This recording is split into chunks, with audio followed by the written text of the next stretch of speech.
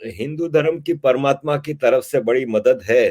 तो एक चीज हमारे दर्शकों को बताइए, आपका इस पे काफी रिसर्च है, कि एक इंका सिविलाइजेशन होती थी, एक माया सिविलाइजेशन होती थी, इजिप्शियन सिविलाइजेशन होती थी, ग्रीक सिविलाइजेशन होती थी। ये पुरानी बहुत ही अजीम सिविलाइजेशन थी, लेकिन आज वो दफन है आर्कियोलॉजी साइट पे और खत्म हो चुकी हैं। लेकिन एक सिविलाइजेशन है, भारतीय सिविलाइजेशन, जो 30-40 हजार साल पुरानी सिविलाइजेशन है, जो कि पुराने मंदिर निकल रहे हैं, पुरानी आर्कियोलॉजी को उसमें से यस, भगवान शिव के शिवलिंगा निकल रहे हैं। इतनी पुरानी सिविलाइजेशन तो एक हिंदू धर्म की ही बाकी है। बिल्कुल। और 100 करोड़ से ज्यादा आज भी हिंदू जिंदा हैं, बावजूद जैसे कि आपने बताया कि कब से 1400 साल से इनके ऊपर जो अत्याचार हो रहे हैं।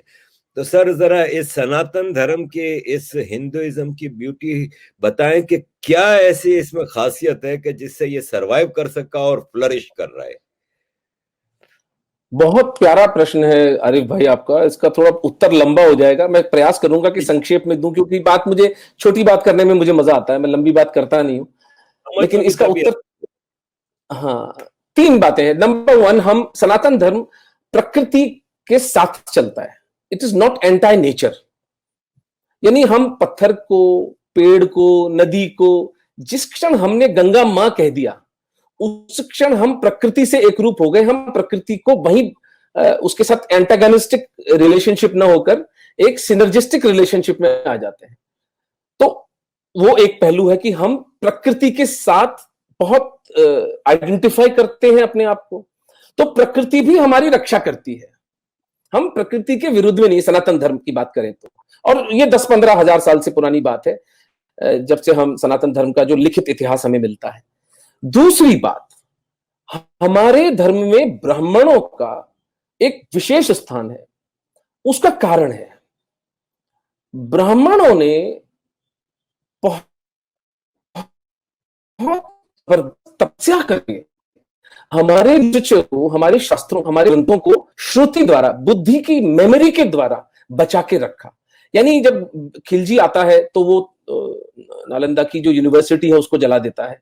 हमारे यहाँ अनगिनत मंदिरों में जो इतिहास शिलाखंडों में लिखा गया था, चूंकि मैं आजकल एक किताब लिख रहा हूं इतिहास पर भारत के, तो वो इतिहास वो चूरा चूरा बनाकर, एक प्रसंग आता है चित्तौड़ के अंदर, महमूद मुजफ्फर शाह या गुजरात का राजा था, उस सुल्तान था, उसने तो एक मां देवी का मंदिर था, उस मूर्ति के शिलाखंड का चूरन बनाकर पान में डाल के हिंदुओं को मजबूर किया खाने के लिए।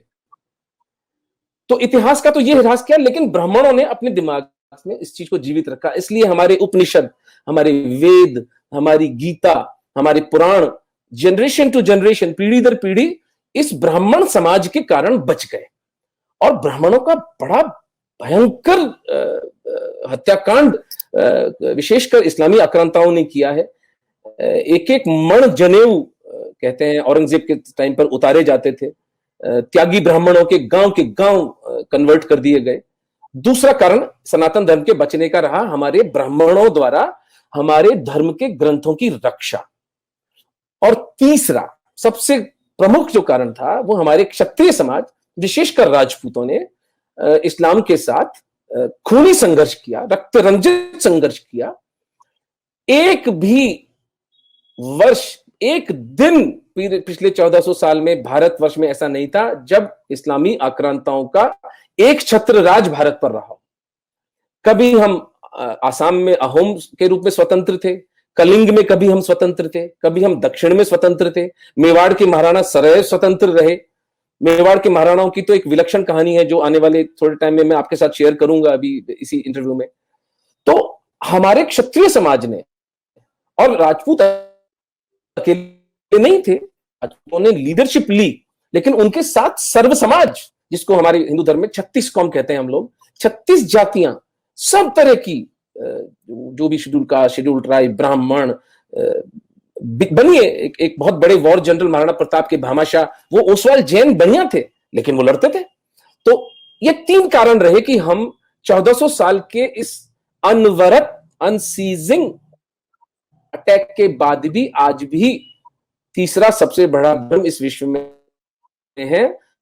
नंबर वन, क्योंकि हम प्रकृति के साथ एक बोलते हैं, प्रकृति हमारी रक्षा करती है, हमारी विरोधी नहीं है। दूसरा, हमारे ब्राह्मण जिन्होंने तत्व रूप में हमारे धर्म को जीवित रखा। तीसरा, हमारा क्षत्रिय समाज जिसने इस्लामी आक्रांताओं को हजार वर्षों तक जूते मारकर उधर ही रखा, सिंध के उधर, वहीं रहो उस अरब के रेगिस्तान में।